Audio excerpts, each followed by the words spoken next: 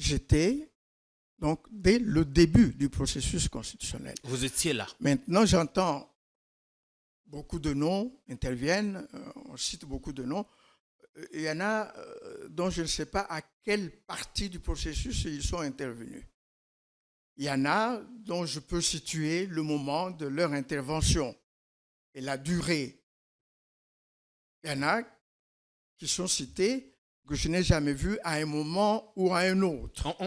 On va parler d'eux, mais d'abord de vous-même. Vous dites que vous avez été là au tout début, quand les premières phrases ont commencé à être écrites. Oui. Qui était là? Alors, des Congolais, dans ce groupe, des étrangers? Mais c'était d'abord une commission du Sénat, donc des sénateurs congolais, qui étaient de tous les bords. Alors, j'entends parler de guerriers, de belligérants, mais écoutez, c'est des Congolais qui, à l'époque, dans le contexte, étaient soit au gouvernement en place, soit dans l'opposition politique, soit dans l'opposition armée. Bon, on ne peut pas en inventer d'autres. Et il y avait la société civile. Toutes les couches étaient représentées. Oui, ce qu'on appelait à l'époque les composantes étaient au Sénat. Il y avait donc les membres de la commission du Sénat, présidés par l'ancien président de la Cour constitutionnelle qui était devenu sénateur, le président Biango. Tout le monde le connaît quand même. Il a été longtemps premier président de la Cour suprême. Et dans le groupe des experts, il y avait Jacques Ferdinand Kapanga, il y avait le jeune Marcel Ochokonda, il y avait l'ancien gouverneur et l'ancien vice-premier ministre de l'Intérieur, Gustave Maluma Mangula, qui était sénateur, mais que le Sénat avait voulu introduire dans le groupe des experts à cause, effectivement, de son expérience dans la territoriale, etc.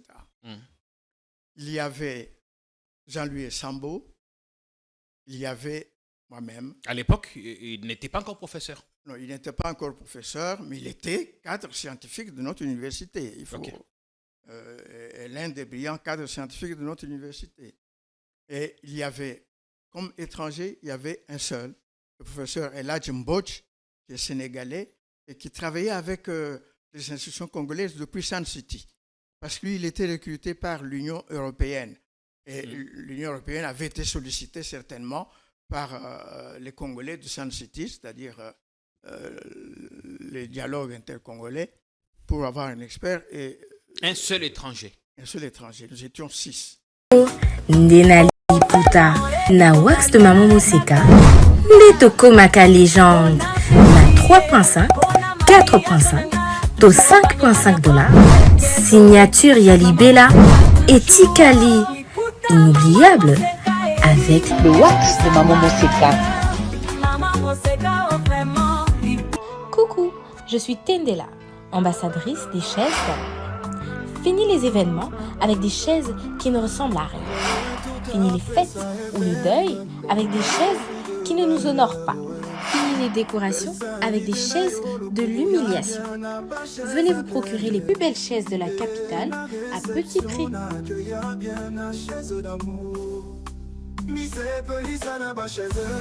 Sans frais d'envoi. Vous avez surtout l'avantage de gagner jusqu'à 10 € dès votre premier transfert si vous utilisez mon code promo TATOU24. Hey hey! Na imprimerie Muzuri, Tobuki va prix l'indenge à Kafu. Poche biso, qualité na moins cher. Imprimez vos bâches na $6 ya pamba. Et Suki Wanate, Tozape na ba service local, broderie industrielle, sérigraphie, offset, impression sur drapeau, tasse, polo, képi, roll-up ordinaire et VIP na prix 10 000. Yoka mwana mère, Tobuki peba extend na $29 ya pambae.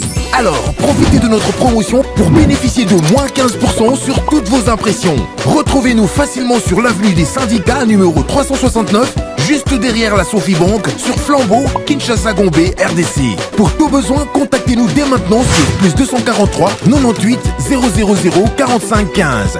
Imprimerie Muzuri, vous dominez l'impression.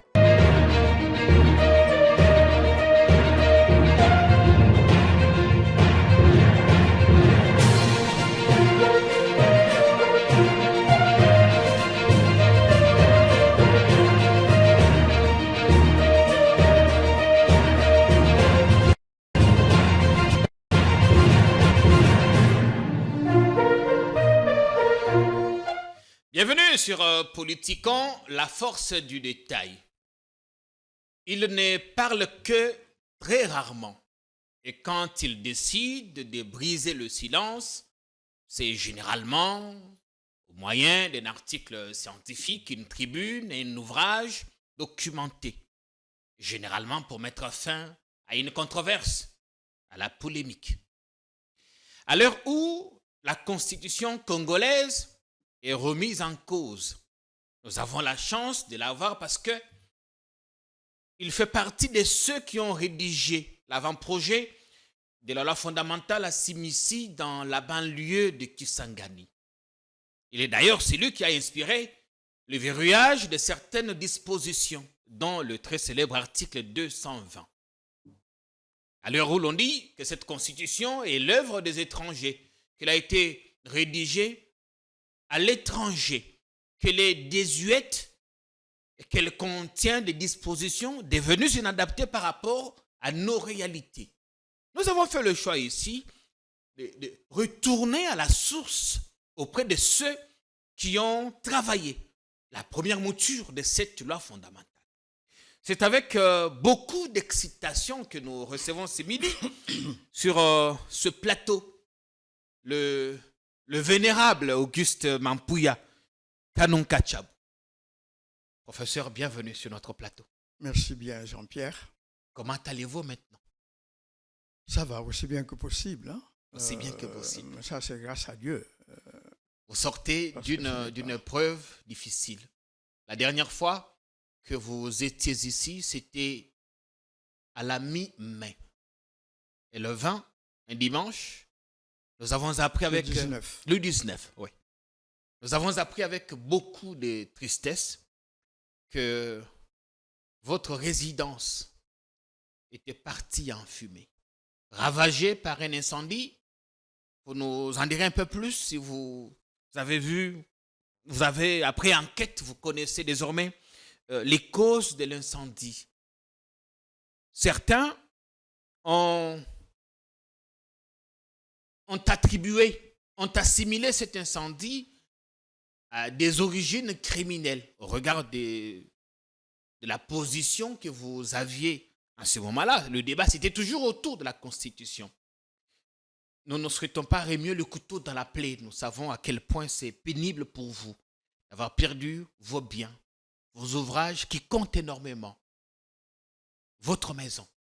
Mais comme c'est la première fois que vous décidez de parler à la télé, ça aurait été pas bien que l'on bypasse cette question. Dites-nous, professeur, qu'est-ce qui s'était passé cette nuit-là? Merci bien, même si vous ne voulez pas remuer le couteau dans la plaie. On sait que c'est pénible pour vous. Oui, tout à fait. C'est pénible parce que j'ai dans cet événement perdu tous les 50 ans de ma carrière.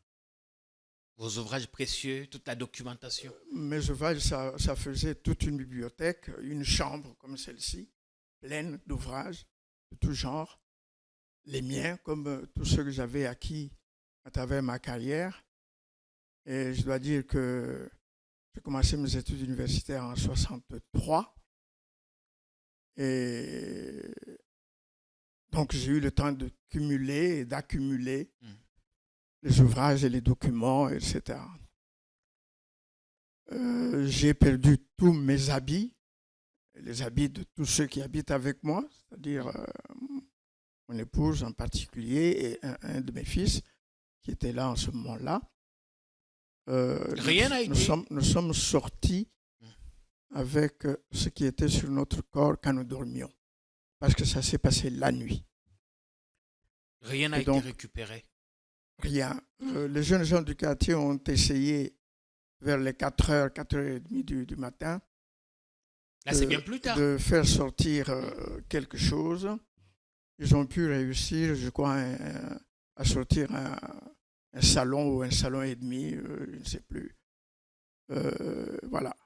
Et puis, un voisin a pu sortir l'écran de notre télévision. C'était facile à sortir, à partir.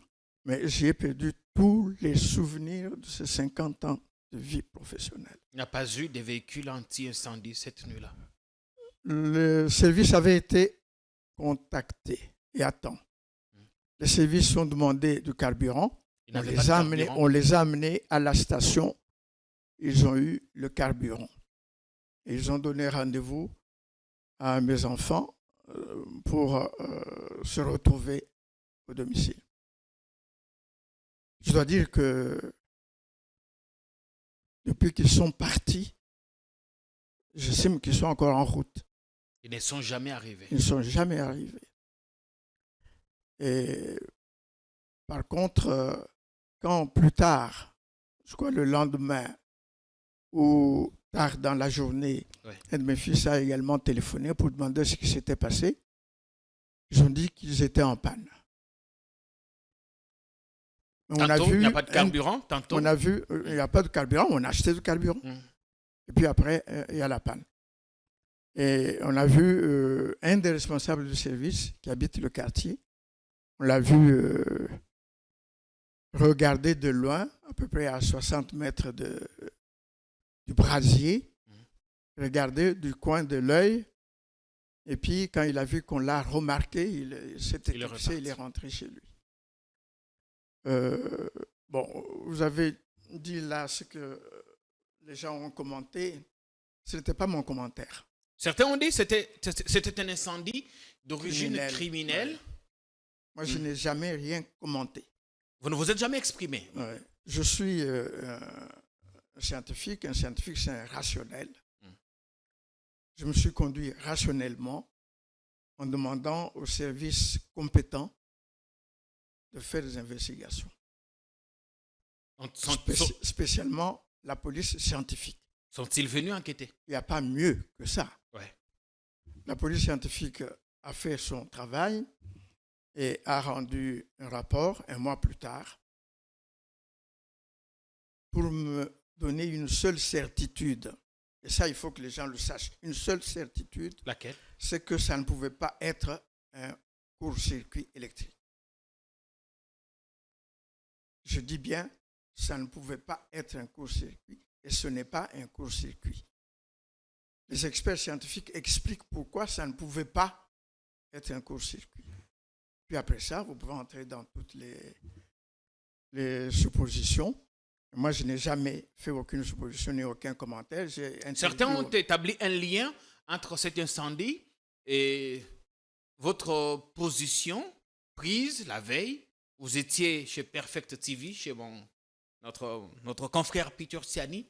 48 heures plus tôt, vous étiez ici chez nous, à Politicon. Oui. Vous y voyez un lien? Vous pensez que c'est du blabla ou c'est une piste qui peut être sérieuse?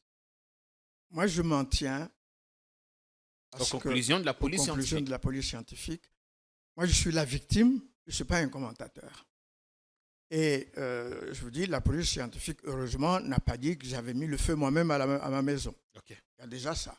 Mais elle a dit également que ce n'est pas un court-circuit électrique.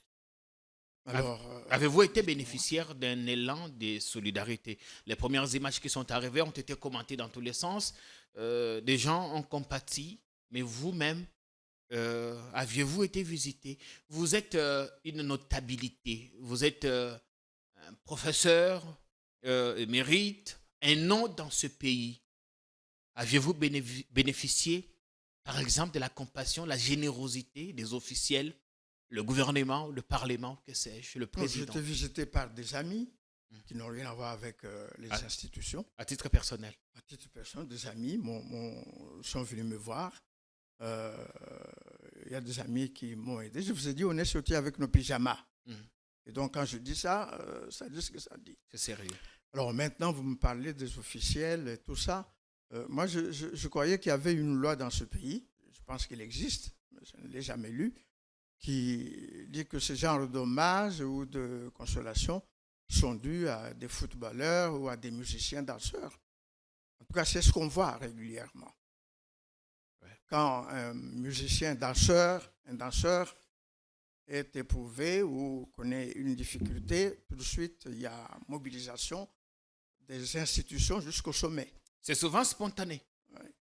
Et, ça n'a pas été le cas dans non, votre je ne situation? suis pas dans ces catégories concernées par cette loi de générosité. Une loi, si elle n'existe pas, elle est non écrite en tout cas, mais elle s'applique. Et je constate. Vous êtes resté choqué après cet événement malheureux? Il y a des gens qui me connaissent du pouvoir et tout ça, mais même pas un mot pour dire on est choqué par ce qui vous est arrivé, qu'est-ce qui se passe, etc. Rien. Même pas un mot. Non. Moi, je laisse seulement les gens constater ça. Moi, je le constate.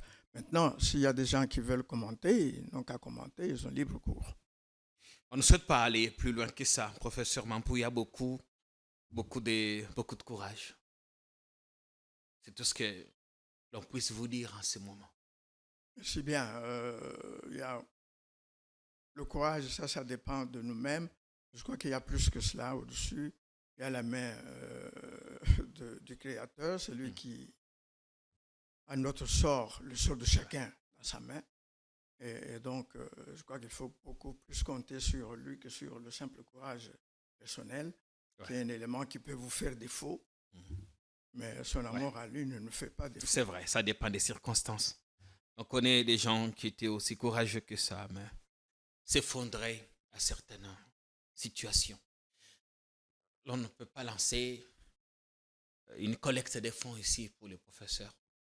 Mais ce qui lui est arrivé est touchant. Nous compatissons. Ceux qui vous connaissent, qui suivront l'émission, verront bien comment entrer en contact avec vous. Sinon, c'est une page tournée. Vous essayez de reprendre la vie et de voir les choses du bon côté maintenant. Heureusement que celui qui m'a donné la vie me l'a préservé. Ouais. Et donc, je continue à vivre. Gloire au Seigneur qui a gardé cette bibliothèque. Il ne faudrait pas attendre que des gens comme lui meurent pour que l'on s'amène avec cortège, gyrophare, gerbe de fleurs et des mots gentils. Quand c'est possible, quand ils sont encore en vie, nous le leur devons cette reconnaissance parce qu'ils ont vécu. Ils ont vécu. Ils ont joué leur partition dans ce que ce pays est devenu. Nous leur devons cette reconnaissance. Bien. Trêve maintenant, professeur. On peut revenir. On peut revenir. Merci bien pour cette attention. Ça me fait très mal, vous voyez. Il y a des larmes qui tentent de sortir. C'est pas mal. Parce que j'ai vu cette maison. J'ai été chez vous à bien de reprises. Je connaissais ce que ça représentait pour vous, les conditions dans lesquelles elle était construite. C'était un chef-d'œuvre. Et voilà, s'il vous plaît. On revient dans l'émission. On espère que vous passez du bon temps de télé. Professeur Mampouya, je vous ai présenté comme l'un de ceux qui ont participé à la rédaction de la Constitution de 2006. Vous avez rédigé son avant-propos. Il y a un débat. Le débat était encore informel avant le discours de Kisangani. Mauvaise ou bonne coïncidence parce que c'est là, vous allez nous le dire, que cet avant-propos avait été rédigé. Expliquez-nous d'abord dans quel contexte personnellement, parce qu'aujourd'hui, tout le monde s'improvise constitutionnaliste, tout le monde a été là à Kisangani, tout le monde réclame la paternité de cette constitution, tout le monde a un mot à dire. Il y a évidemment certains qui se contredisent, qui ont dit une chose bien plus tôt, qui se contredisent aujourd'hui. Expliquez-nous dans quel contexte, vous personnellement, c'est important de commencer par là, vous vous êtes retrouvé dans cette commission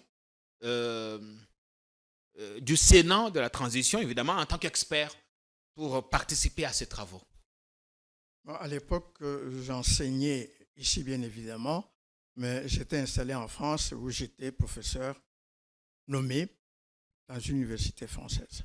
Évidemment, vous avez enseigné la Constitution française aux Français. Aussi, le droit international et la théorie générale du droit et beaucoup de choses. Et c'est en ce moment-là que le Sénat m'a contacté personnellement pour me dire qu'il y avait des travaux qui allaient commencer de la commission constitutionnelle du Sénat et qu'il voudrait bien que je sois membre, fasse partie des experts que consulte la commission. Je suis venu. Je crois qu'ils ont fait financer ça par un organisme, je ne sais pas lequel. Et arrivé ici, on m'a dit que les travaux allaient se passer à Simi, banlieue de la ville de Kisangani. Alors, moi, je dis, c'était le début du processus constitutionnel. Et j'étais, donc, dès le début du processus constitutionnel. Vous étiez là. Maintenant, j'entends beaucoup de noms interviennent, on cite beaucoup de noms. Il y en a dont je ne sais pas à quelle partie du processus ils sont intervenus. Il y en a dont je peux situer le moment de leur intervention et la durée. Il y en a qui sont cités que je n'ai jamais vus à un moment ou à un autre. On va parler d'eux, mais d'abord de vous-même. Vous dites que vous avez été là au tout début, quand les premières phrases ont commencé à être écrites. Oui. Qui était là? Alors, les Congolais, dans ce groupe, les étrangers? Mais c'était d'abord une commission du Sénat, donc des sénateurs congolais, qui étaient de tous les bords.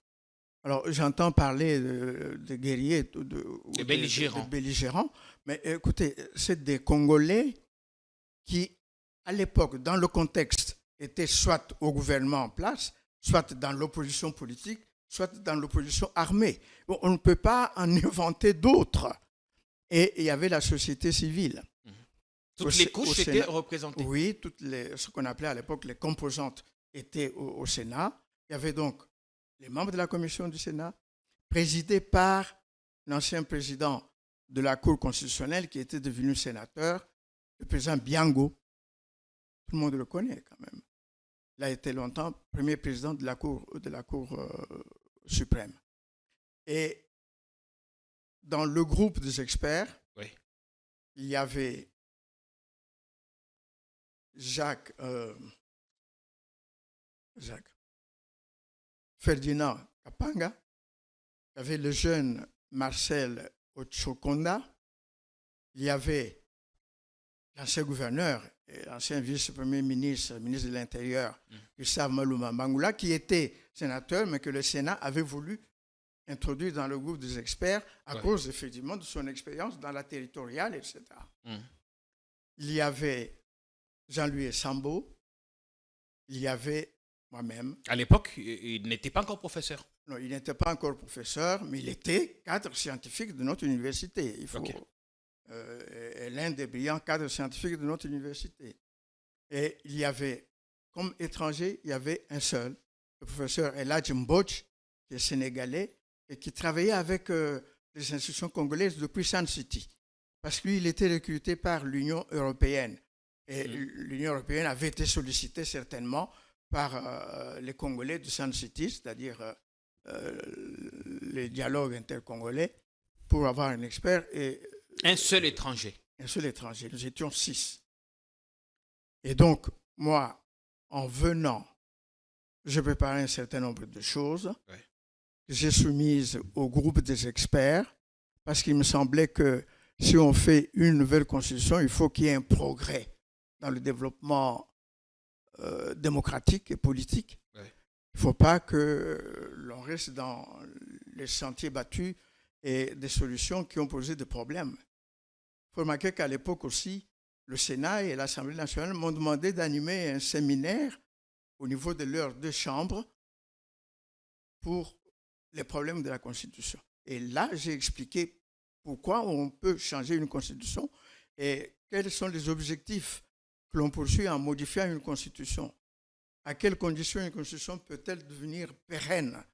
C'est quand elle répond aux problèmes récurrents du fonctionnement de l'État. Et ces problèmes récurrents, moi j'avais eu le temps d'y penser, etc. Et j'avais donc amorcé un certain nombre de propositions sur ces problématiques propositions que j'ai soumises au groupe des experts et que nous avons intégrées dans nos travaux avec... On va y aller progressivement. Oui. D'abord, dans ce groupe, vous étiez le seul professeur, c'est ça? Le seul professeur congolais à l'époque. Le seul professeur congolais. Oui. Il y en avait d'autres des étrangers? Non, je vous ai dit, le seul étranger, c'était Eladj Mbotch, qui est un professeur sénégalais. Ah, il était professeur aussi. Ouais. Mais il y a pourtant une liste de... Mais Eladj Mbotch a été très fair-play, très correct. Il a laissé la priorité et la primauté aux Congolais. Même quand on a continué les travaux ici à Kinshasa, Eladj Mbotch a également été associé, mais toujours, au moment des options, il cédait le pas aux Congolais. Il n'est pas auteur d'une quelconque disposition qui porte sa signature. Spécialement, non. Il avait été spécialement consulté à Kinshasa lorsque les travaux ont continué sur la manière dont, au Sénégal, était réglée la question du chef de l'opposition. Quand on dit que c'est une constitution écrite à l'étranger, par des étrangers, certains ont même dit que c'était la petite sœur de la constitution belge ou française, professeur. Votre avis? C'est faux. Mais il n'est pas faux de savoir que dans les différentes constitutions, il y a toujours des problématiques qui reviennent et qui ont été résolues de la même façon ou d'une façon proche, ça et là. Et donc, on peut dire qu'il y a une influence de telle tendance et telle tendance, mais ça ne signifie pas qu'elle ait été faite par des étrangers. Et sur bien des points d'ailleurs, nous étions en avance par rapport aux deux pays que vous citez. Est-ce qu'il y avait des coups de fil, notamment du Conseil d'appui à la transition, tout ça? L'Occident a-t-il soufflé quelques dispositions à intégrer dans cette constitution? Moi, je n'ai eu aucun contact avec l'Occident, donc je ne peux pas le dire. À personne, l'Occident est représenté par qui? À aucun moment, l'Occident ne nous a appelés pour dire quoi que ce soit.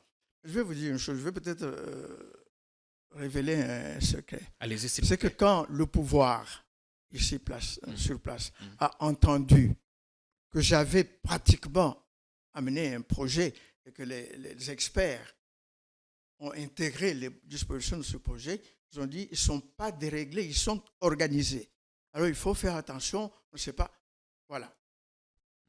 Ça risque d'être incontrôlable.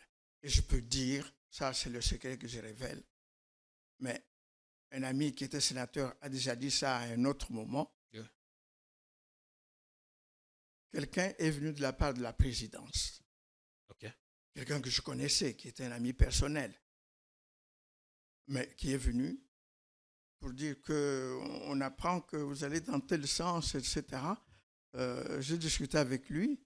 Il ne m'a pas convaincu. Je ne l'ai pas convaincu non plus. Il est reparti. Il est reparti. Je crois qu'il a vu après, il a vu la commission ou certains sénateurs. C'est tout. Je ne sais pas ce qu'il a fait à ce niveau-là. Ce qu'il voulait avait-il été intégré dans la nouvelle constitution? Non, parce que les grandes innovations que nous voulions portaient sur un certain nombre de choses. Je vous ai dit tout à l'heure, quand on fait une constitution que l'on veut pérenne, il faut qu'elle réponde aux problèmes récurrents du fonctionnement de l'État. Les problèmes récurrents du fonctionnement de l'État, les gens n'y pensent pas. On le sait, depuis 1960, il y a entre autres le fait que personne n'accepte les résultats des élections et qu'après ça, l'opposition met toujours les bâtons dans les rues, dans les roues de la majorité et qu'il y a eu l'instabilité institutionnelle, qu'on a modifié plusieurs fois la Constitution sans que ça donne des résultats. Je peux dire que dans ce pays, on a expérimenté toutes les formes qui existent dans le monde et dans les études à l'université. Toutes les formes. Mais rien n'a rien produit. Mais il faut alors que des gens intelligents se posent la question, pourquoi ça ne va pas? Au lieu de ça, on est en train de nous perdre, de nous enfumer et de nous faire perdre du temps. Il faut qu'on se pose la question, qu'on ait le temps de faire une pause et de se dire pourquoi ça ne marche pas depuis le début. Depuis 60, ce climat de suspicion, de fait que l'opposition toujours Et contre le pouvoir, on dirait que c'est son rôle et tout ça. Mais moi, je dis, quand on réfléchit un tout petit peu en profondeur sur les réalités du pays, on peut se demander pourquoi opposition. Et il y en a qui ont fait des études, donc qui ont des diplômes universitaires, qui sont convaincus parce que leur professeur leur avait dit que s'il n'y a pas d'opposition, il n'y a pas de démocratie. Alors on s'est dit, il faut qu'il y ait une majorité qui accapare tout le pouvoir et il faut qu'il y ait une opposition qui, je ne sais pas ce qu'elle fait. Il faut qu'il y en ait une quand même. Eh bien, tout ça, c'est des choses à remettre en question. Ce sont des croquis, ce sont des images. Et au mieux, pour être gentil, c'est des choses que la doctrine, les penseurs ont instituées. Mais quand on a commencé au début, il n'y a aucun pays qui a mis en place une constitution pour dire je vais mettre en place un régime parlementaire, un régime présidentiel, etc. Ils ont mis en place des normes et des mécanismes qui pouvaient résoudre leurs problèmes ou qui pouvaient obtenir l'objectif qu'ils recherchaient. Ce sont maintenant nous, là, à l'université, les académiciens et tout ça, qui, regardant toutes ces caractéristiques, on a dit, bon, telle forme, ça peut donner tel régime et tel autre. Ce n'est jamais dans l'histoire des faits. Et donc, je crois qu'il faut qu'on ait également ça à l'esprit. Vous êtes-vous inspiré quand on a des clichés, on continue de nous les imposer jusqu'aujourd'hui. C'est-à-dire qu'on est en train d'ignorer notre intelligence et la capacité de réfléchir. Vous êtes-vous inspiré de la constitution de Loloabourg dans l'actuel? Vous savez, il est impossible dans un pays d'écrire une constitution sans lire les autres qui auraient existé. Je crois que dans la grande évolution de l'histoire constitutionnelle et institutionnelle congolaise, le point le plus important qui est devenu référence, c'est la CNS. C'est la CNS. La Conférence nationale souveraine. Qui, malgré sa longueur et tout ça, malgré le facétie de certains membres qui étaient là juste pour se montrer et raconter des histoires, a fait un travail extraordinaire, d'abord de critique du moment. On n'a jamais eu autant de critiques contre la dictature qu'en ce moment-là. Et c'est la CNS qui a vraiment mis par terre sur le plan des idées, qui a mis à bas la dictature à travers, bien évidemment, le régime Mobutu, mais la notion même et les institutions même de dictature et de pouvoir personnel, de pouvoir absolu. Les gens se rappellent ou aillent au Palais du Peuple déterrer les archives de la Conférence nationale pour savoir ce qui s'était vraiment passé. C'est un travail de critique extraordinaire, mais en même temps, un travail de proposition. En disant, en critiquant tel fonctionnement et tel mécanisme, les gens ont dit à la place, nous voudrions que. C'est ça la proposition. Et tout ça existe. De telle sorte que, je ne sais pas si j'anticipe, mais moi, je me suis inspiré de ça. Parce qu'on parle de Sun City. Et c'est pour ça qu'on dit la constitution des belligérants.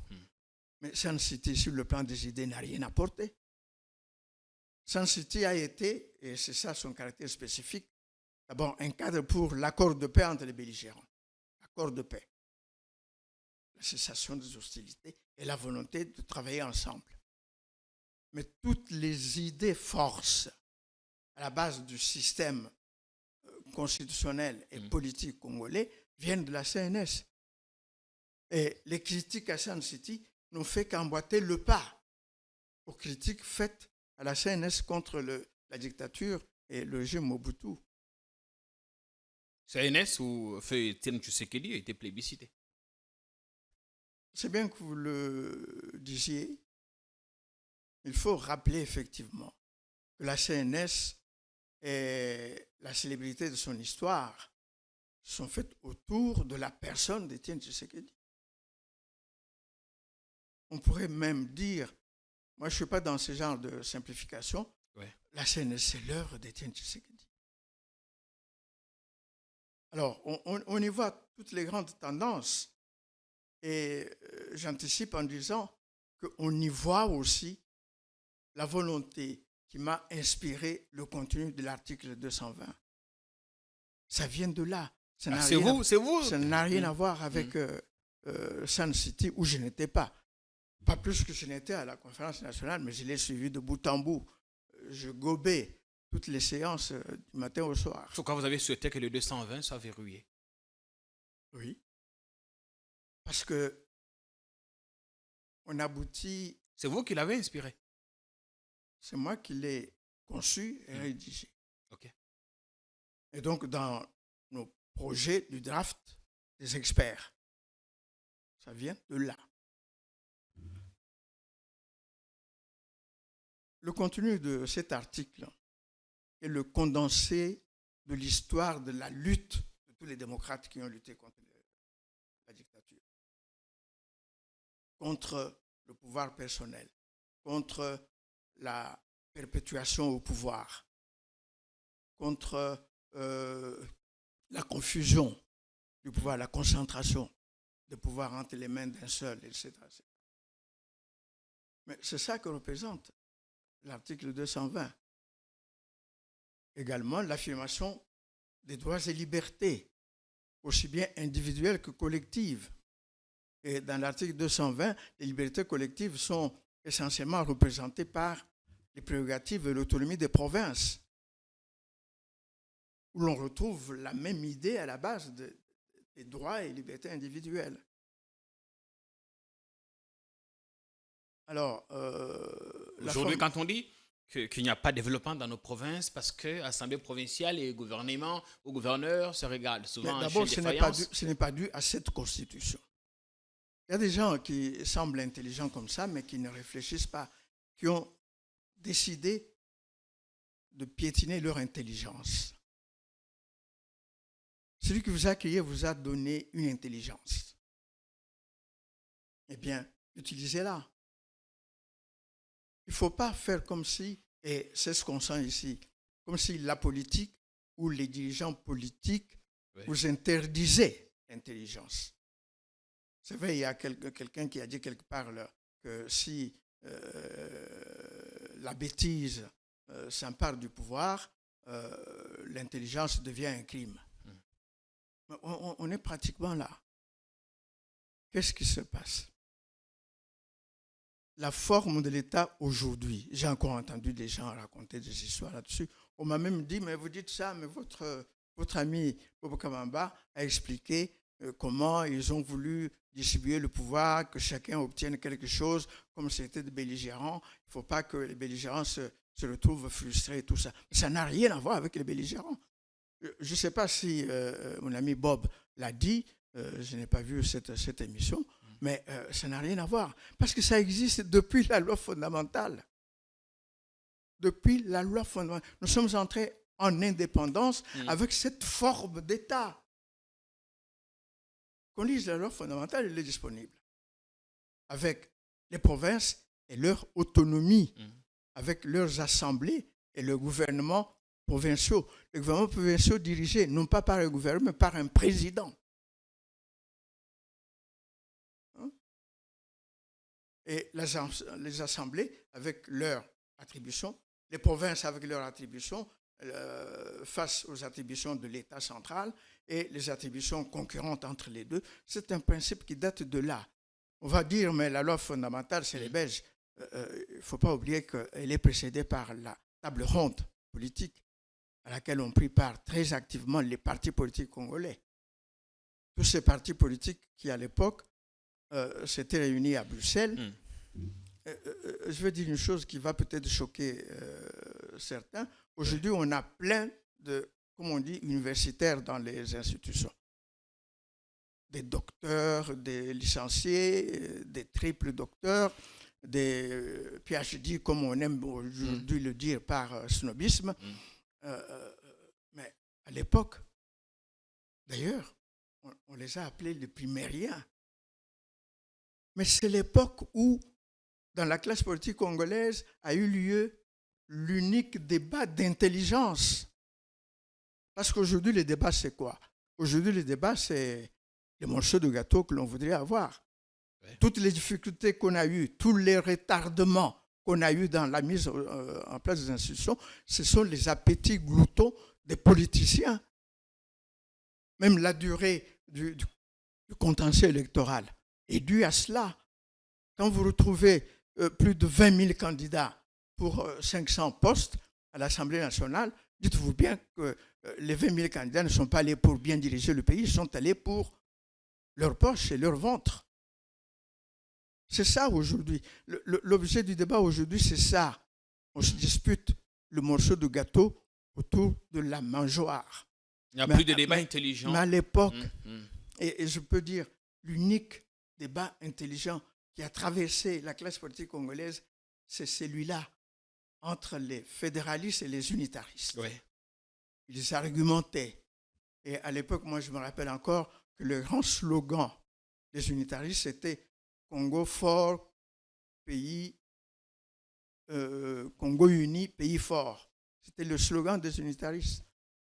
Tandis qu'il y avait des fédéralistes qui expliquaient l'étendue du pays, la diversité des régions et le fait qu'on ne peut pas diriger un pays aussi vaste à partir d'un seul point et tout ça. Et depuis la table ronde, puis la loi fondamentale jusqu'à aujourd'hui, sauf la constitution de Mobutu de 1967, et sauf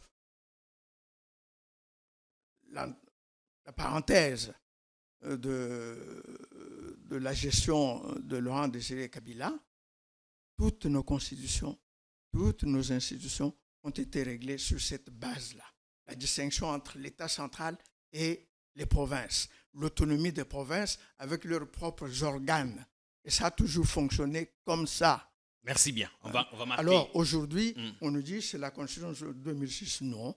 Et puis, pourquoi ça sort aujourd'hui? Pourquoi ça sort aujourd'hui, justement? Je vous poserai la question, professeur. Est-il opportun de réévaluer cette Constitution? On a dit qu'elle a atteint la maturité, c'est ça. Un professeur a dit qu'il est temps de voir si certaines... Quel est l'âge de maturité d'une Constitution? Nous vous poserons la question. On marque une courte pause. Professeur, ne nous quittez pas. On revient tout juste après.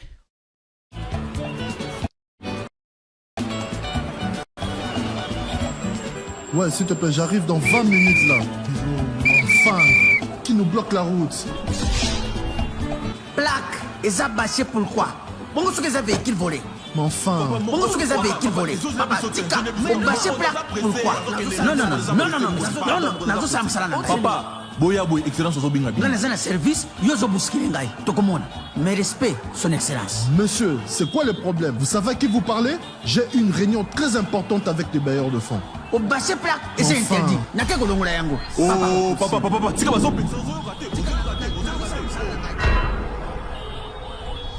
Oui, quoi? Au coquille costume agent de l'ordre n'a tenu té, et ça interdit. La force laisse la loi. La longue dia, moutou keke fourrière. Aux hommes ministres.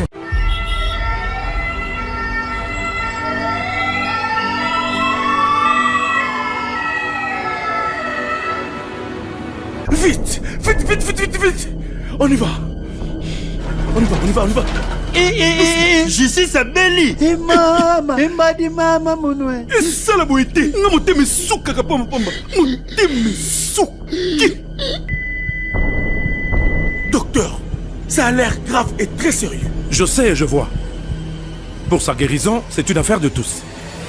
Akufate, Tosuka wetu, Abika.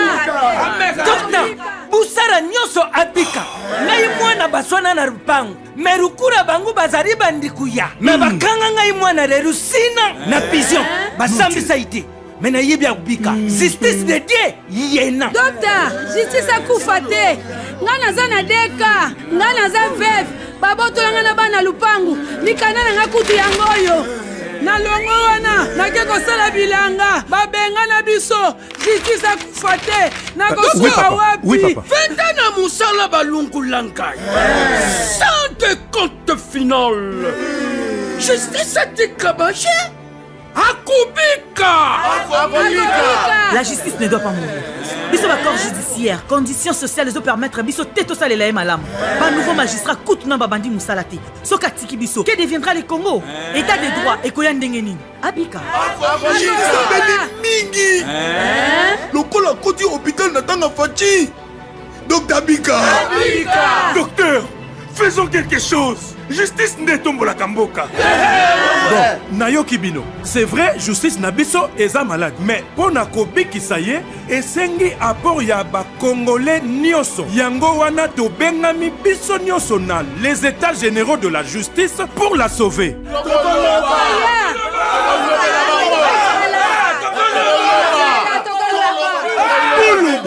Les états généraux de la justice en RDC du 6 au 13 novembre 2024 au centre financier de Kinshasa. Rendez-vous historique. Que la justice élève la nation congolaise. Hey, na imprimerie Muzuri, Tobuki ba prix na ndenge ya kafu kafu. Poche biso qualité na moins cher. Imprimez vos bâches na $6 ya pamba. Et souki wanate, to zappé na ba service lokola. Broderie industrielle, sérigraphie, offset, impression sur drapeau, tasse, polo, képi, roll-up ordinaire et VIP na prix 10 000. Yoka mwana mère, Tobuki peba extend na $29 ya Bambae. Alors, profitez de notre promotion pour bénéficier de moins 15% sur toutes vos impressions. Retrouvez-nous facilement sur l'avenue des Syndicats numéro 369, juste derrière la Sophie Bank, sur Flambeau, Kinshasa Gombe, RDC. Pour tout besoin, contactez-nous dès maintenant sur plus 243 38 000 45 15. Imprimerie Muzuri, vous dominez l'impression.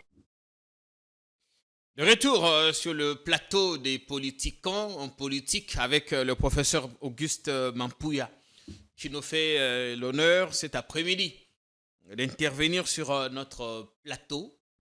En tout cas, depuis que ce débat a commencé, c'est la première émission télé qu'il fait. Nous sommes très honorés par cet honneur. Et j'espère que vous qui nous regardez, vous passez du bon temps de télé. Et là, on ne raconte pas les salades, on raconte des choses pertinentes et profondes. Prof, la question, pourquoi ce débat ressurgit maintenant? Pourquoi maintenant? Je ne saurais pas le dire sans entrer dans la politique et dans la polémique. Ouais. Moi, je suis rationnel, je voudrais le rester. J'ai pourtant un corps, des os et une chair et du sang. Mais je sais faire la part des choses. S'il y en a qui n'arrivent pas à le faire, ça les regarde. Moi, je sais faire la part des choses. J'aimerais d'abord expliquer que ces choix qui ont été faits sont rationnels aussi. Et je vais déboucher sur ce que vous demandez. Notamment, cette problématique de la forme de l'État à laquelle on fait remonter tous les défauts et tout ça. Il y en a même qui disent que c'est vraiment un monstre, on ne sait pas si c'est un État centralisé. Mais justement, ce qu'on a refusé, pas moi, je n'y étais pas, ce que la classe politique congolaise et le peuple congolais ont refusé, c'est justement de choisir, parce que chacun de ces systèmes a ses avantages et ses inconvénients. Oui. Depuis 1960, on s'est bien rendu compte que en tout état de cause, on ne pouvait plus continuer à diriger ce pays à partir d'un seul point, de Léopoldville, de Kinshasa, pour atteindre près de 2 500 000 km². La concentration du pouvoir, est-ce que vous dites un régime où un seul fait tout? Un seul fait tout à partir d'un seul point, etc. Ouais. La logique de ce système qui est dans la Constitution et que la Constitution a hérité du passé, c'est quoi? C'est le fait que, certes, on ne peut pas maintenir le centralisme absolu, fort, mais on ne peut pas non plus aller à l'extrême. Pourquoi nous sommes un pays et un peuple qui avait été visité par des tentations de division, on dit aujourd'hui balkanisation. Il y a eu des sécessions dans ce pays. Oui. Et beaucoup d'unitaristes sont devenus allergiques à cela. Donc, on a hésité à prendre position pour carrément le fédéralisme. C'est logique tout ça. On a pris peur, en quelque sorte, de décider directement du fédéralisme. Il y a la constitution de Delorbourg qui avait prévu une forme fédérale, mais a adopté, après l'expérimentation de la forme décentralisée, régionalisée, qu'il y avait dans la constitution de Delorbourg. Au bout d'un temps, précisé par la Constitution, on passerait à l'État fédéral en maintenant les mêmes dispositions, juste à adapter au vocabulaire. Et la CNS a fait un projet de constitution qui était carrément fédéraliste. C'est ça le problème. Donc la tendance, c'est qu'il y ait tout de même au minimum l'autonomie des provinces et la responsabilisation des provinces dans leur propre développement. Quand on dit qu'il faudrait que des gouverneurs soient nommés par le président, comme ça éviterait de quoi qu'il y a là-bas tout le temps entre assemblée provinciale et gouvernements provinciaux. Ça a toujours existé, les gouverneurs élus par les assemblées provinciales, chaque fois qu'il y a eu des assemblées provinciales. Oui. Sous Kabila, parce qu'il faut qu'ils soient nommés. Ça a continué. Je ne dis pas que ça a commencé, ça a continué, ça a repris sous Kabila, après l'intermède de Mobutu. Et ça continue jusqu'à aujourd'hui. Pourquoi tout d'un coup aujourd'hui, ce n'est plus possible? Je comprends qu'il puisse y avoir des difficultés. Mais alors, c'est la solution de facilité de dire, parce qu'il y a une difficulté, on rase tout, on fait tabula rasa et on recommence à zéro. On recommence à zéro pour commencer où? Rentrer au centralisme fort et dur? Je ne sais pas si les Congolais sont prêts à l'accepter. Ce qu'on appelle l'hyper-présidentialisme, où le président fait tout. Non, là, c'est au niveau des institutions. Okay. La Constitution actuelle a également l'avantage d'avoir équilibré les pouvoirs entre les différentes institutions. Okay. Il n'y en a pas une seule qui soit inutile. Et donc, elles se complètent. Elles doivent coopérer. Même au niveau de l'exécutif, il y a le président et le gouvernement qui sont obligés de coopérer. Un seul ne peut pas tout faire tout seul. Il y a très peu de prérogatives du président dans lesquelles il décide tout seul sans intervention du gouvernement. Il y a très peu de choses que peut faire le gouvernement sans le président. Tout ça, on a fait pour que le pouvoir contrôle le pouvoir. Que le pouvoir contrôle le pouvoir. Que trop de pouvoir, ça peut mener à l'absolutisme, etc. Quelqu'un a dit le pouvoir rend fou. Le pouvoir absolu rend absolument fou. Donc, je crois que tout cela est rationnel. Mais 18 ans maintenant, après... quand il y a des problèmes, effectivement, il faut chercher les solutions. Mais on n'a pas cherché de solution. On n'a pas cherché de solution. Vous savez, il fut un temps ici où il y avait un titulaire et un adjoint, et puis des problèmes entre le titulaire et l'adjoint. Vous savez la solution qu'on trouvait? Supprimer l'adjoint. Ce n'est pas une solution. C'est la solution de facilité, de paresse. Donc, s'il y a, et effectivement, il peut y avoir des problèmes de fonctionnement, il faut les poser, avoir le temps de les poser, de les comprendre et de leur trouver des solutions. La solution n'est pas dans la suppression. Vous supprimez, ça signifie que vous revenez au centralisme dur. Est-ce qu'il y a quelqu'un aujourd'hui, même ceux qui en parlent, qui soit prêt à accepter le centralisme pur? Mais c'est ça ce que pensent les partisans de la révision ou du changement, qui pensent que 18 ans après, il est temps de réévaluer ces pactes sociaux. Vous savez, oui, réévaluer s'il y a des raisons de réévaluer. Et je vous dis, selon vous, il n'y a pas de raison qui soit fondée. Le contenu du pacte républicain, je le trouve dans l'article 220. Le contenu est donné par les dispositions que vise l'article 220 sur les mandats, parce qu'effectivement, les gens avaient dit qu'il y en a marre de ces présidents qui demeurent éternellement ou qui multiplient les mandats, etc. Ça, c'est pas 2006 qui le dit, c'est bien antérieur. Et là, en 2006, on le met dans la Constitution, l'histoire des mandats. L'indépendance du pouvoir judiciaire, qui voudrait aujourd'hui remettre ça en cause? Ça fait partie du pacte. N'y a-t-il pas des dispositions qui seraient devenues désuètes, qu'il faudrait mettre à jour? Parce qu'on dit qu'il nous faut une constitution, c'est ce que dit le président, qui soit adaptée à nos réalités. Quelles sont ces réalités? Ce n'est pas à moi de dire quelles sont ces réalités. Vous avez participé à sa rédaction. Oui, mais non. Il faut que ceux qui disent... Il y a 18 ans, les choses ont-elles changé? Ont-elles évolué au point qu'il faut... qu'on leur pose la question. Quelles sont les dispositions qui contredisent quelle réalité?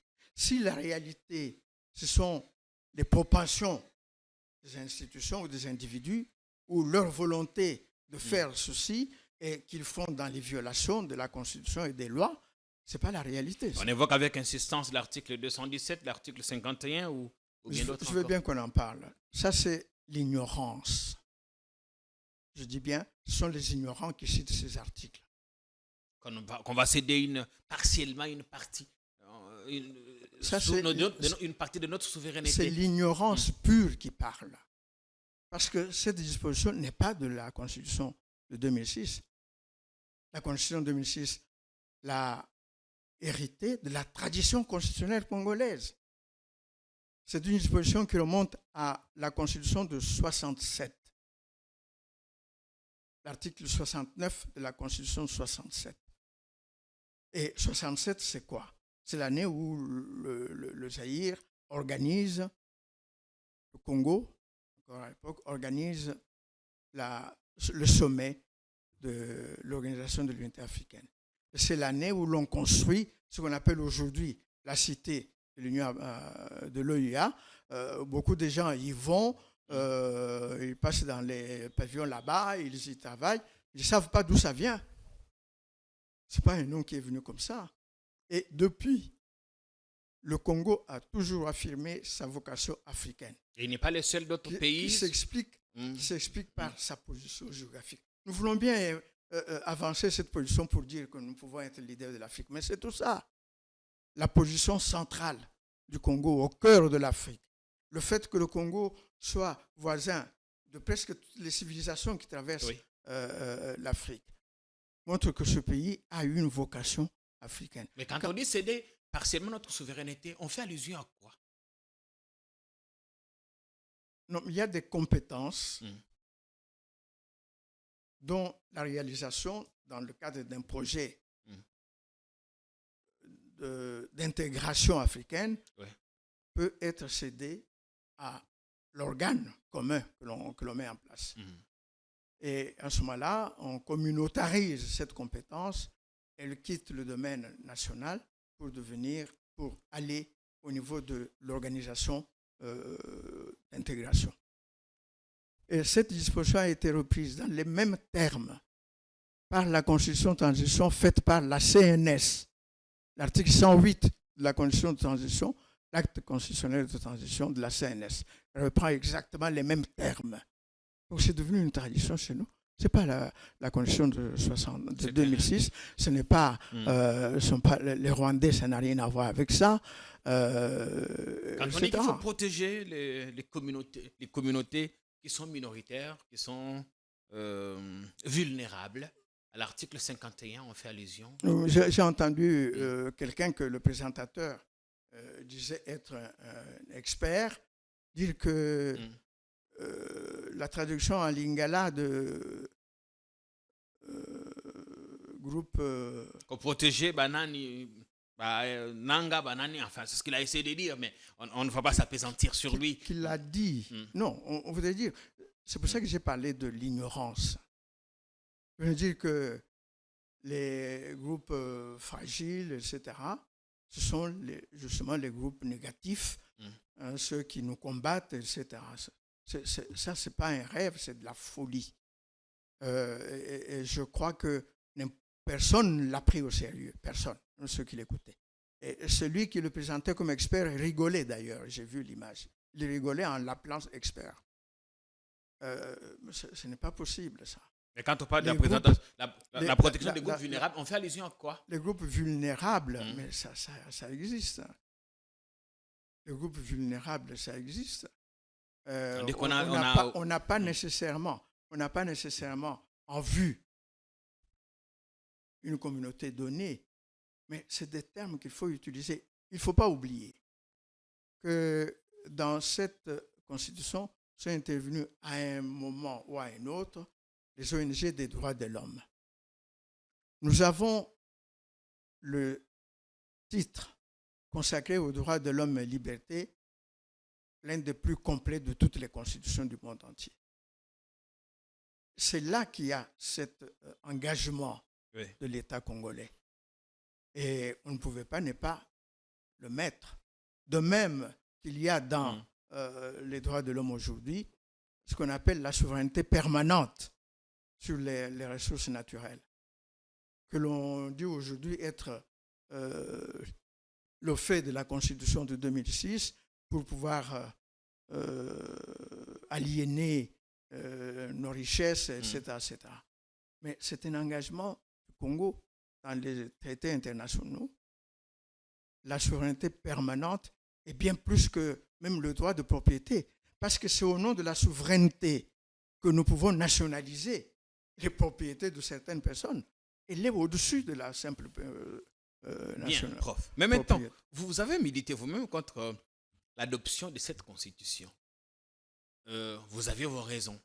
N'est-il pas alors opportun? On suppose que vous n'étiez pas d'accord avec sa forme définitive. N'est-il pas temps qu'on change les choses? Qu'est-ce qui vous fait le plus peur? Des gens ont également relevé ça, comment il est en contradiction avec lui-même. Vous ne vous contredisez pas, je sais. Moi, je continue d'adopter mon comportement scientifique constant. J'avais critiqué cette constitution parce qu'effectivement, certaines des avancées démocratiques que nous avions proposées avaient été rejetées ici au niveau des décideurs. Et il me semblait que la volonté de faire du progrès démocratique et politique avait rencontré des résistances au niveau des décideurs. Et ça dénaturait, en fait, notre apport. Voilà pourquoi moi, je me suis opposé à l'adoption de la Constitution. Je dis que je suis l'unique à l'avoir fait, parce que je n'ai pas que je suis l'unique à être constant, mais en tout cas, je suis constant. Je vais donner un seul exemple. Aujourd'hui, les gens se plaignent du fait que certaines institutions, certaines autorités ne soient plus justiciables devant les juridictions de notre pays. On a parlé des anciens premiers ministres, des anciens présidents, etc. Mais c'est parce qu'on a voulu faire une juridiction d'exception pour eux. L'option qui était la mienne, que j'avais proposée, qui est dans beaucoup de constitutions aujourd'hui, c'est le fait que ce que nous appelons chez nous les animateurs soient soumis à la justice commune, au droit commun. Ce sont des citoyens congolais et au nom de l'égalité des citoyens devant la loi et la justice, ils doivent être soumis à la même justice. Oh non, mais c'est quand même le Premier ministre, c'est le président, les ministres, c'est quand même... Oui, d'accord. La dignité et l'honneur de leur fonction, qui sont les premiers à être intéressés par ça, ce sont eux. Ils doivent préserver la dignité de leur fonction. Mais si eux-mêmes la sabotent par des actes qui ne sont pas dignes de leur fonction, qui sont des crimes ou des infractions, pourquoi voulez-vous leur donner plus de dignité? Ils doivent être soumis à la même... Voilà l'un des exemples qui ont fait que je n'ai pas voulu. Si on l'avait fait, il n'y aurait pas eu ces histoires, les anciens, les autres, ça n'aurait pas eu lieu. Mais de même, je voulais dire que si aujourd'hui on veut revenir sur tout ça, vous savez, c'est très simple. Vous biffez toute la CNS et toute la lutte qu'ont menée les forces sociales et politiques dans ce pays pour ramener les choses au moboutisme, à Mobutu. Plutôt. Et si l'on veut ça, on le fait. Moi, tout changer aujourd'hui serait revenir dans... Changer dans le sens que nous devinons. Parce que ceux qui parlent de changement, ils ne disent pas exactement. Vous êtes gentil parce que vous dites telle chose. Mais ils n'ont jamais rien dit. Ils ne disent pas qu'est-ce qui ne va pas, qu'ils voudraient remplacer par ceci. Telle disposition est mauvaise, nous voulons lui remplacer celle-ci. La mise en place des institutions après les élections, ça prend beaucoup trop de temps. Mais ce n'est pas la Constitution. Et tout ça. Ce n'est pas la Constitution, ça. Il y a la loi électorale qui a prévu un certain nombre de choses qu'on peut modifier dans la loi électorale. Et dans la Constitution, au niveau des mises en place des institutions, il y a juste l'élément de la validation des mandats des députés, quelque chose contre laquelle moi je me suis élevé. J'ai fait un long article contre l'idée de cette... comment on appelle ça encore là? Quoi? Le mandat, la validation des mandats, ça n'a aucun sens. Ça n'a vraiment aucun sens, la validation des mandats. Il y a les élections, qui sont l'expression du suffrage universel. Il y a le contentieux électoral. On dit aujourd'hui qu'il faut le supprimer, le contentieux électoral. Mais enfin, s'il y a des contestations, elles vont se traduire par quoi? Par la guerre, par des actes de violence. Il faut donc un contentieux. Mais il faut l'organiser, bien l'organiser. Et là, c'est au niveau de la Cour, au niveau même donc, vous pensez que la loi électorale peut régler la question? Une loi organique, des acteurs politiques. Rétoquée. Des acteurs politiques. Quand vous avez 20 000 candidats, pour 500 sièges. Pour 500 sièges, vous pensez bien que vous multipliez les contestations, etc. Et la Cour elle-même s'était plainte à un moment donné. Et je crois savoir que dans les propositions qui venaient de la part de certains membres de la Cour, c'était qu'on allonge les délais dans lesquels la Cour devait se prononcer sur un certain nombre de choses. C'est parce qu'il y a trop de contestations. Mais ça, ce n'est pas dans la Constitution, ça. Donc, il faut savoir ces choses. Attention. Si moi-même, j'avais des raisons de faire rejeter au référendum le projet de Constitution, c'est que je ne suis pas contre le changement de Constitution ni la modification. Une Constitution, on peut la modifier, on peut même la changer. Mais il faut qu'on trouve les vraies raisons. Ça, c'est le travail que moi, je fais. Jusque-là, les raisons qui sont avancées ne sont pas convaincantes. Non, parce que, je vous dis, on ne va pas détruire un édifice de 60 ans parce que tout d'un coup, on a découvert que... Mais, si vous êtes sollicité, professeur, pour faire partie de la commission que le président voudrait mettre en place l'an prochain, accepteriez-vous? Je vais vous dire une chose. Il faut d'abord qu'on sache quelle est la raison de ce changement de régime, parce que les gens veulent parler de la 4e République. Il n'y a pas 4e République par rapport à la 3e si on ne fait que bricoler un certain nombre de choses pour des arrangements. S'il y avait une vision de fond qui ferait changer de fond en comble, non pas certains mécanismes, parce que les mécanismes démocratiques, il faut les maintenir. Oui. Tout ce qui garantit la démocratie dans cette constitution, il faudra le maintenir.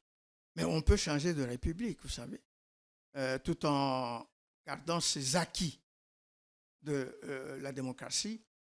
Par exemple, certaines choses, pourquoi il y a toutes ces remises en question, pourquoi il y a ces contestations, pourquoi jamais personne n'est content. Je comprends très bien.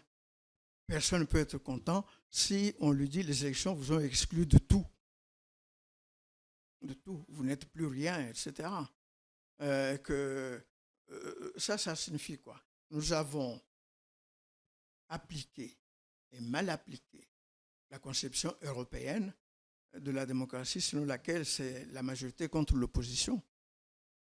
À partir de ce moment-là, tout est à la majorité, rien à ce qu'on appelle l'opposition.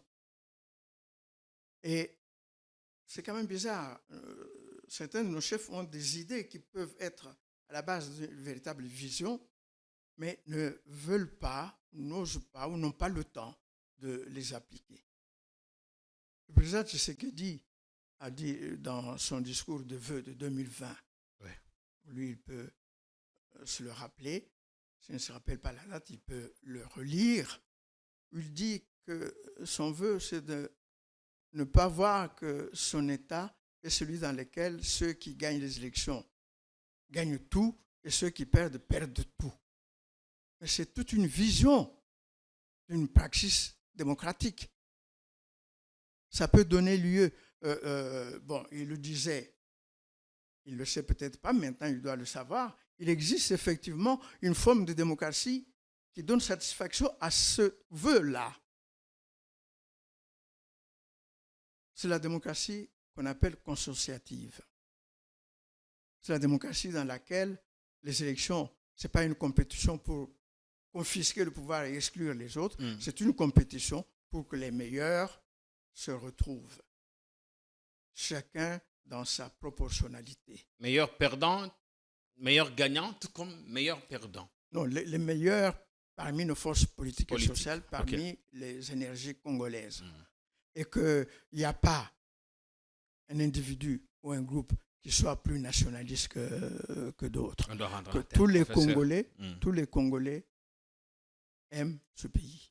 Il faut maintenant créer un cadre dans lequel tous les Congolais peuvent effectivement contribuer au pays. Ce n'est pas votre conclusion, justement. Oui. Ma conclusion va dans ce sens-là. Oui. Ce n'est pas en confisquant le pouvoir et en demandant à tout le monde d'être derrière vous que ça va marcher. Je ne dis pas que c'est ce que dit le président, mais c'est ce que disent tous nos dirigeants. Ils croient qu'il n'y a qu'eux qui doivent être là, tous les autres ne peuvent pas s'exprimer différemment, ce seraient des antipatries, etc. Non, vous avez tous de bonnes idées qu'il faut conjuguer, qu'il faut mettre ensemble. Et ça, il n'y a que la démocratie consociative qui puisse vous permettre cela.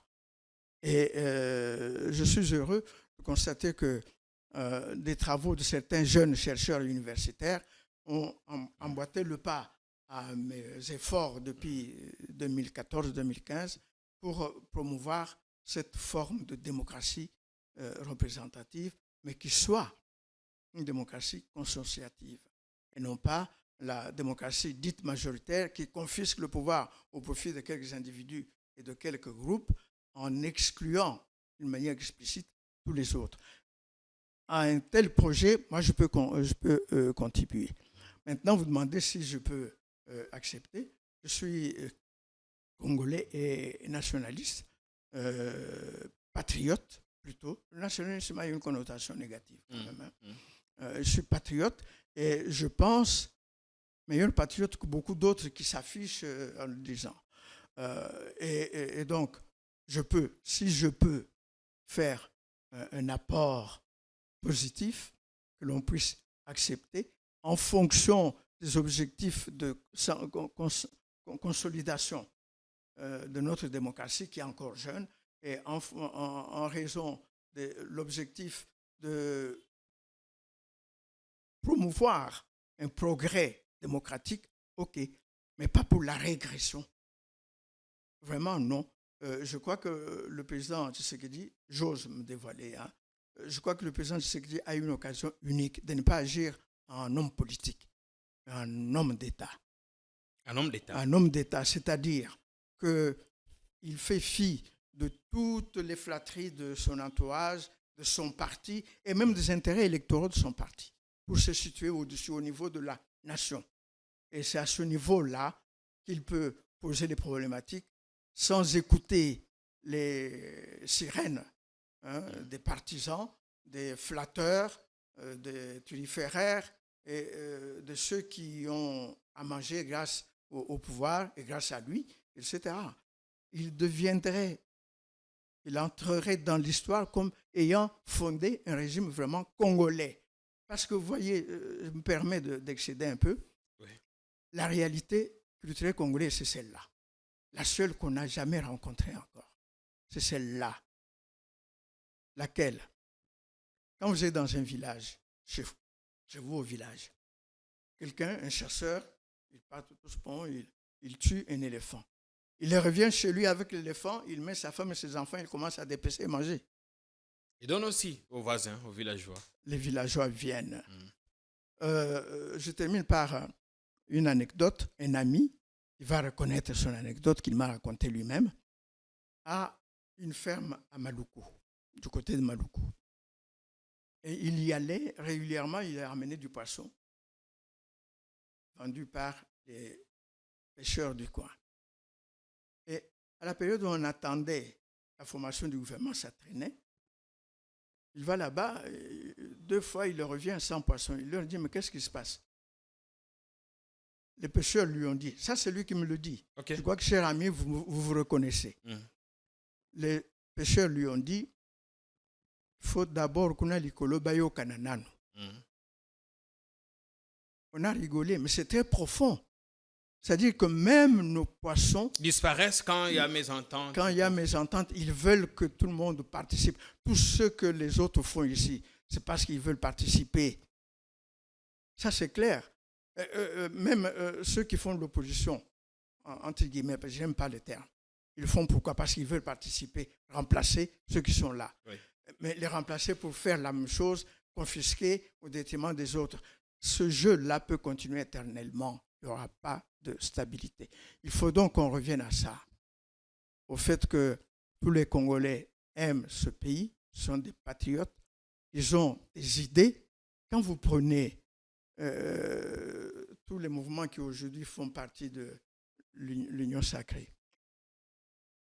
à un moment donné, ils étaient exclus du pouvoir. Vous croyez que c'est bon?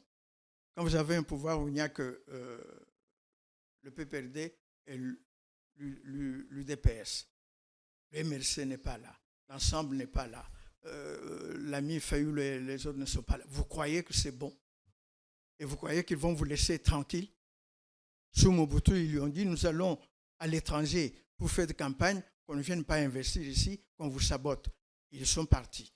Maintenant, là, il y en a un qui aujourd'hui est devenu turiféraire du pouvoir du président Félix, mais qui avait, au début de Félix, dit, nous allons entrer à l'étranger, on va tout faire pour que vous n'ayez pas des investissements. Pourquoi?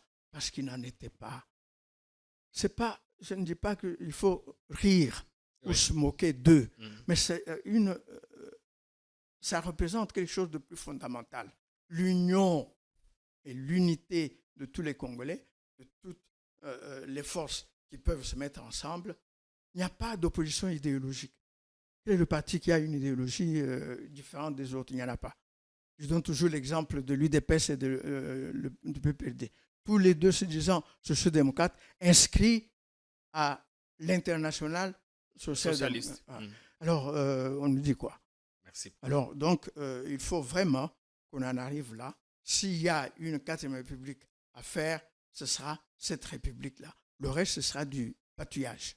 Tripatouillage, même pas patouillage, tripatouillage. Merci beaucoup d'être venu, professeur. À tout moment, nous reviendrons vers vous si nous trouvons qu'il y a d'autres questions qui nécessitent de l'éclairage de votre part. Merci bien. Merci. On n'est pas revenu sur les autres membres qu'on trouve sur les listes là. Oui, enfin. Nous n'avons pas cherché à situer chacun à son rôle. Effectivement, il y avait une équipe qui a fait quoi? Belge. On a vu dans une vidéo tout récemment le professeur Bochab réclamer la paternité. Cette constitution, c'est moi qui l'ai écrite. Il ne réclame pas là. Il dit qu'il a participé. Tout comme le professeur Sambo. L'actuel conseiller spécial du chef de l'État. Oui. Il a participé et même il a des termes très élogieux à l'égard de cette constitution. Ça, c'était avant. Maintenant, il dit qu'il faut la réévaluer. Avant quoi? Mais Sambo a dit qu'il faut réévaluer. Il a dit qu'il faut la réévaluer. Réévaluer, oui, mais moi, je vous ai indiqué les points sur lesquels il faut réévaluer.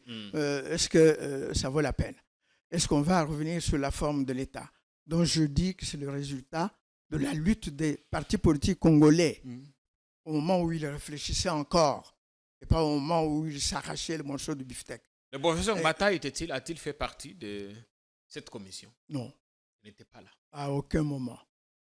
Il y en a qui sont venus intervenir alors que Kisangani c'était fini, on était déjà revenu ici. C'est là que les gens de l'opposition à Kabila, il faut qu'on le dise, ont sollicité les Belges, se méfiant certainement des choses qui étaient faites ici, pour que les étrangers puissent appuyer peut-être les points de vue de l'opposition. À l'époque, l'Assemblée était entre les mains de Olivier Kamitatou et l'ami Mende était rapporteur au Sénat et rapporteur de la commission comment on peut appeler ça, interinstitutionnelle qui a travaillé sur la Constitution en février 2005. Eh bien, ce sont ces gens-là qui ont demandé qu'on envoie certaines personnes. Ils sont venus, dont l'ami Bob Kabamba, qui lui est resté pratiquement permanent. Les autres sont venus 2-3 jours, ils sont repartis. Ils n'ont pas accédé au texte pour y travailler, effectivement. Le professeur Bossuet revenait de temps en temps, mais très peu de fois. Les autres ne sont jamais revenus, n'ont jamais travaillé dans une commission avec nous. Le professeur Bouchab, le professeur Kabouya Lumuna, oui, à partir de ce moment-là, ils ont été associés de la part de la composante gouvernement de Kinshasa. Ils sont intervenus et le professeur Kabamba, quelque part, indique ce qui les opposait. Mais ce n'est pas ça qui a déterminé la forme de l'État. La forme de l'État vient des débats des partis politiques congolais 58, 59, 60. Il ne faut pas qu'on édulcore l'histoire ou qu'on minimise l'histoire. Entre unitaristes et fédéralistes. Voilà, c'est cette forme-là. Si aujourd'hui quelqu'un a une invention nouvelle, extraordinaire à nous présenter, il n'a qu'à le dire. Et si c'est pour revenir au régime centralisé qu'on a connu véritablement que sous Mobutu, et tous les excès qu'on en a su, et comment, même sur le plan purement matériel, technique, pratique, comment voulez-vous que 2,5 millions de kilomètres carrés soient dirigés par un seul centre de décision? Merci. Merci à vous tous, professeur. On ne saura pas tout dire en une heure. On aura Mais il fallait quand même préciser pour certains amis qui n'ont pas entendu leur voix ici, leur nom ici, simplement parce que ça s'est passé à des moments différents. On reviendra à vous, professeur, c'est promis. Merci au public, merci pour le temps que vous avez pris à nous regarder. On se retrouve ce soir pour d'autres programmes et d'ici là, on vous souhaite un excellent début de week-end. Portez-vous bien.